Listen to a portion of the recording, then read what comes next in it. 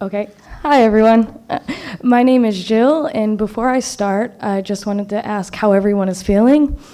I always start my classroom day asking my students how we're feeling. So I wish everyone well, and I'm going to be in this time limit. I'm a teacher, and I've been teaching for a decade. During my 10 years, I've witnessed and experienced so much turnover in this field. Most of all, our children and families experience it. It feels like salt to an open wound. We leave due to financial, most of all due to lack of support and freedom to do the right thing for our students, our children. I hear the following phrase often: I close the door and do what's developmentally appropriate, right for my students. What does this mean? What does this look like? I dare you to read 3 books, Developmentally Appropriate Practice if you haven't, Much More Than the ABCs, and the fable written in 1940, The Animal School. But it's still applicable to today, and if I have time, I would love to read it. We're so busy readying our children for the next thing that we forget to meet them right where they are. We need to ask, are we ready for them? Are we doing the right thing for children by putting our research into action? An over-reliance on test scores and teaching to a test is burning teachers and us out, children, us, families, all of us. How is it that standardized testing is linked to funding and performance, relying solely on data and scores, all the while telling our students you are more than a test? Meanwhile, at private schools such as Sidwell Friends, project-based and expeditionary learning are taking place. The right thing happens. I ask, when you choose a school, do you look at scores? Or do you walk inside to get a feel for the climate and the culture?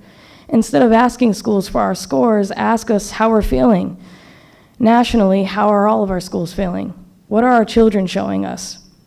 And I think I might have time to read this story. All right.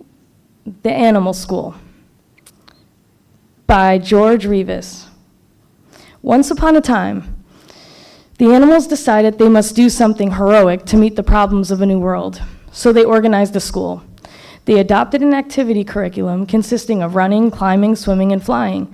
To make it easier to administer the curriculum, all the animals took all the subjects. The duck was excellent in swimming, in fact, better than his instructor. But he made only passing grades in flying and was very poor in running. Since he was slow in running, he had to stay after school and also drop swimming in order to practice running. This was kept up until his web feet were badly worn and he was only average in swimming, but average was acceptable in this school, so nobody worried about that except the duck.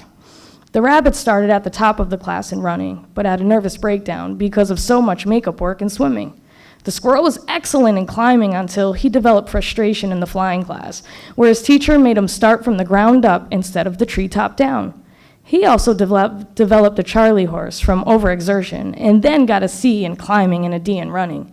The eagle was a problem child and was disciplined severely. In the climbing class, he beat all the others to the top of the tree, but insisted on using his own way to get there.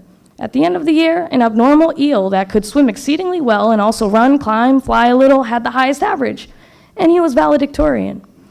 The prairie dog stayed out of school and fought the tax levy because the administration would not add digging and burrowing to the curriculum. They apprenticed their children to a badger and later joined the groundhogs and gophers to start a successful private school. And I just wanted to end there.